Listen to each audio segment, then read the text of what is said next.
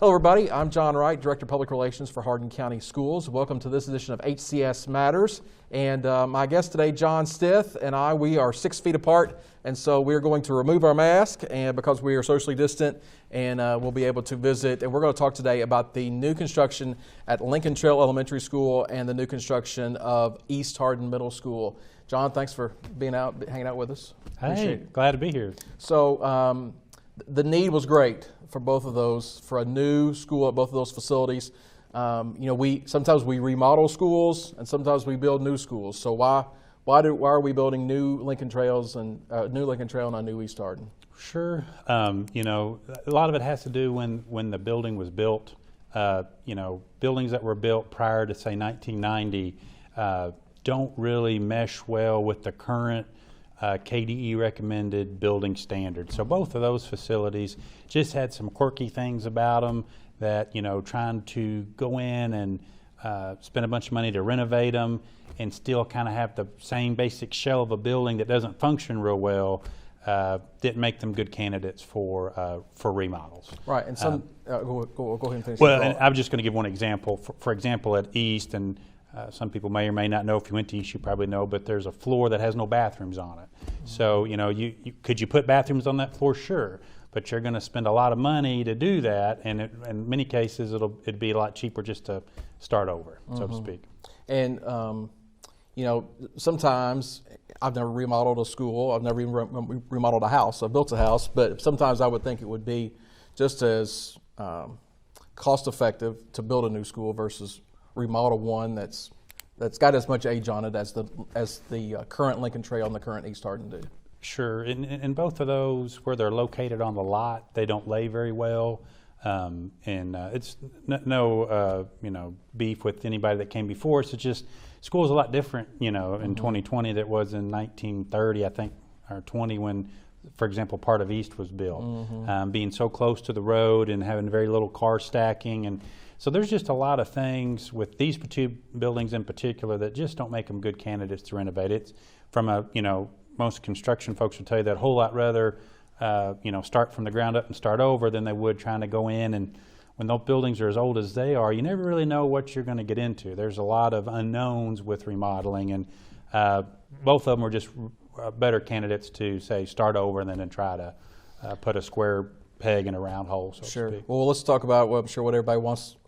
Is watching this and is interested in those two facilities, wants to know when we're going to back the moving truck up and move in. Well, and I've been burned on this a few times on both these projects, and so I hate to say anything definite anymore when it comes to construction. But pending any further issues with things going around the country and weather, we hope to, if the folks want to, the staff and students and parents would like to, we hope to have Lincoln Trail folks in, that first second week of November, somewhere in that neighborhood. If you've been out 62, you can see for yourself that building's really come a long way. The shell of the building on the outside's now taken full form, and all the exterior components are there. So it's pretty exciting, and they're in now doing all the finished work and putting casework in and things like that. So I think that's very doable for Lincoln Trail. East, on the other hand, we've hit some additional snags. Weather's been a challenge for us, and of course, COVID and things going around the country. But one of our subs at that job in particular, we've had a difficult time with. They've actually folded and have been bought out by another company. So the masonry portion of East just has got us behind, and so we'll be looking at some type of early spring move, we hope.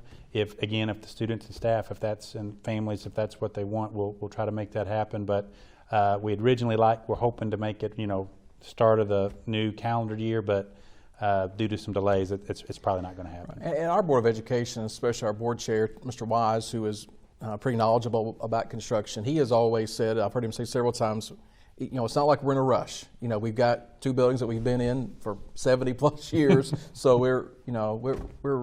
we want to do it right, I guess is what I'm trying to ask. Sure. Anytime you move into the space and you can ask around, it's not uncommon. Other large districts like ours do it all the time. When you move in and it's not quite done, it gives the subcontractors a little bit of an out. That, some of the finer things that you and I would think of in our home, punch items kind of get overlooked because you're already using that space. So I think that's what the chairman's really after is, hey, we want to be done, all contractors all out of here, and before we move our folks in. And I think that's very doable for right now for Lincoln Trail and East as well. How complex is a move, especially in the middle of a school year? Well, elementary is the worst, and I'm not trying to pick on my elementary friends out there, but they just seem to have more baggage than middle school and high school teachers do. So Lincoln Trail of the two is probably going to be more difficult to move everything. And the nice thing about this is it's not like we're rushing to get people in a building. We can take our time with the move. So for Lincoln Trail, we'll do what I call a quick move. Just take just what you need to get you to Christmas, and then over the Christmas break, we'll move the rest of the stuff that the teachers would want. But it's kind of an all hands on deck approach, and it's a lot of work for the teachers because they have to box up all their stuff and unpackage it and get the room the way they want it. But our maintenance staff comes in; they do a great job of getting the teachers' materials moved over and things of that nature. Both buildings had really old furniture, so we are putting new classroom desks and teacher desks in all the rooms. So that helps because there's not as much furniture to move, but there's a lot of teaching materials and supplies and activities and PE equipment and all that type of stuff that still has to get moved. You talked about a punch list. For those who may not be familiar with construction, what is a punch list, and what does that entail, of crossing things off of that? Oh, sure, yeah. So as you get close to the end of a project, at some point the contractor is going to say, hey, we're done. And invariably there's a few things, as with most building projects, where something to get painted right, or some ceiling tile might be a little misaligned. You might have some things on the outside. The grass hasn't come in the way it should have. So all that gets put on a list, and you hand it back to the contractor and say, well, I know you think you're done, but here's some items that before we finish paying you out are going to have to get rectified. And usually they're not anything major, but it's just want to make sure we get the community members get what they paid for. We want 100% not asking for anything special. We just want what was in the bid package. So. Right, and that they expect that. Those contractors expect that on those, especially on a big project like that. Sure. Yeah. So East Hardin. So we talked about Lincoln Trail, being ready sooner. So the delay at East Hardin, obviously, we couldn't help. But is the fact that it's a bigger school with a bigger, has that caused any more headaches or? Yeah, it has. I'm not trying to make excuses for the subs. It is a bigger facility. It holds more students, and there's just more work there to do. And unfortunately, with COVID impacting work schedules, especially a lot, from March to middle of July. When you get behind on a big project like that, it's just hard to make that time back up. So East just had a few more challenges, unfortunately, than Lincoln Trail. I don't know if you remember, but last June was particularly wet, and the start of June we were ready to have that building start to come out of the ground, but unfortunately every time we got ready to do that, it rained. So we lost a month there. So it just kind of is what it is sometimes, and we're fortunate that we don't have to move in right away. So we'll just take our time and get it right. And too, with East, there's a lot more outside. We have to have a football field, for example, at East, and things like that. So there's a lot more that goes with a middle school. There is. The parking lot's bigger. Just everything's bigger. Just a lot more work to do, plus some additional challenges got us a little bit behind. Well, let's take Lincoln Trail. Go back to Lincoln Trail. What are some unique things, or some things that we'll see in there that maybe? Certainly, there are certainly a lot of things that aren't in the current school, but what are some unique things that we'll see? Sure, and I don't know if it's necessarily unique to the new Lincoln Trail, because a lot of our facilities they all follow under a KDE model that's a formula that says, hey, you have this many kids, this is the type of size building that you need to build. So it'll be very, very similar in many aspects to like Cecilia Valley or GC Burkhead, some schools that we've built fairly recently. But as far as comparing it from the old Lincoln Trail, there's a lot of difference. gymnasium, for example, if you've been to Lincoln Trail, it's a really small area.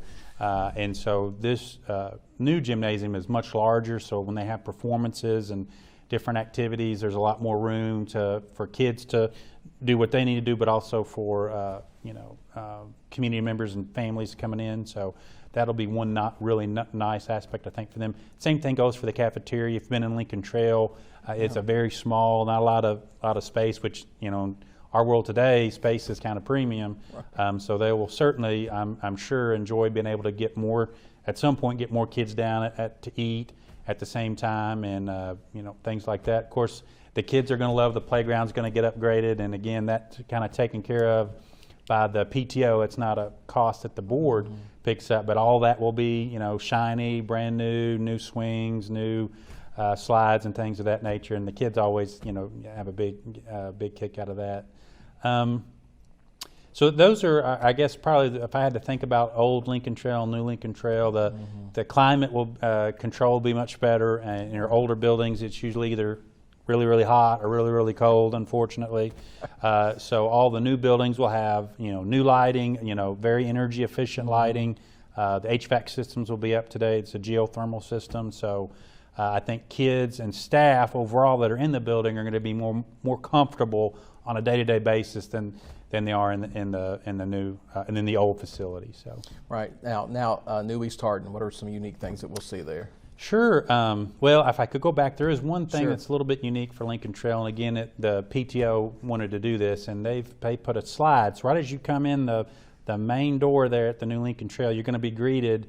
Well, I should say after you get into the building, there's a secure vestibule that keeps folks safe, but there's a slide from the second floor to the first floor, and I'm sure Ms. Jeffries and her team will come up with a number of rewards and things for kids to be able to use that. So you may walk in and see a kid sliding down a slide when you walk in, or a staff member, maybe just Jeffries, I don't know. So, but again, PTO paid for that. Yeah, that was not a board responsibility. It's a PTO initiative, and I do think I'm very tickled that the PTO chose to go that route. We just live in a very entertainment-friendly world. We're competing with Fortnite and all these different things, and so I'm very pleased that the PTO went that route. To you want school to be a fun, happy place, and kids to be excited about being in their building. So that'll certainly add that element, I think, to Lincoln Trail. Right, and East Hardin. What are some unique things that we'll see there? Sure,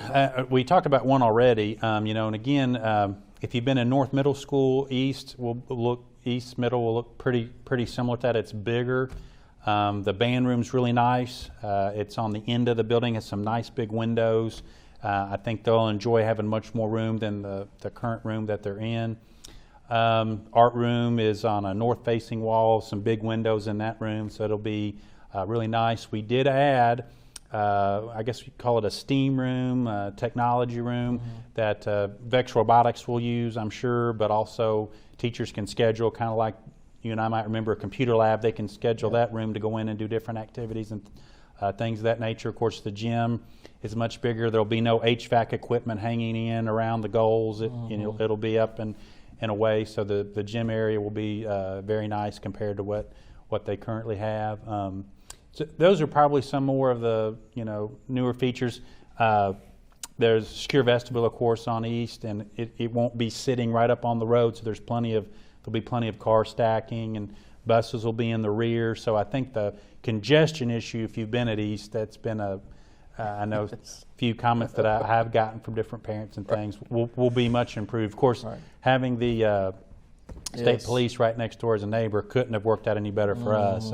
I hope they'll say the same about us going forward, but I think it'll be really nice overall. Right. Well, I was going to ask you about that. Having it'll be certainly the safest school in the state, probably having the state police post right next to it. Couldn't get much better. I mean, they're super neighbors. Right, and we've talked about that. The partnership that we will have with them. I'm sure that they'll, when in the downtime, I'm sure they'll come over and use our facility, and it's.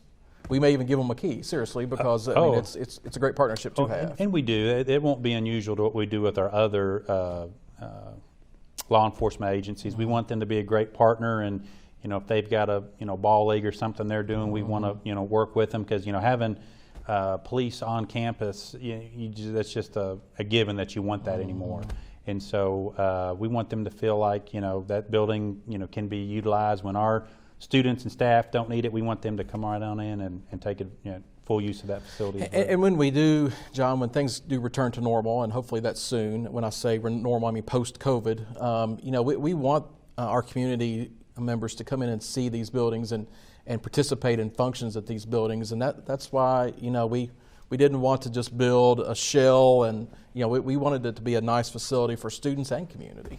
Absolutely. Our buildings, we try to be as community friendly as we possibly can. There are some high-risk activities that go on that we do require insurance, but if you're a Lions Club or, Nolan RECC board, and you're looking for a space to come utilize, we want to be there for you. We want to help those types of activities happen. So you're absolutely right. It's, in a pretty good location right there, off the bypass in E-Town. So we're hoping that it'll be very user-friendly from a traveling standpoint as well. So. And there was East Hardin has been in Glendale for a long time. This East Hardin is not in Glendale, but we started looking at where students were coming from, and a good majority of those live in the Elizabethtown area, and we'll probably paid a lot in busing them to Glendale, right? Yeah, Hardin County is not like it was when I was a much younger man in my teenage years, and most people didn't realize, I didn't realize, having grown up on the west side of Hardin, the geographic region that East really draws from. I mean, you're talking about kids coming all the way from the Nelson County line, up, Boston. Maybe even close to the Fort Knox range, all the way down, to Creekside area, so it is a vast geographic space that East serves.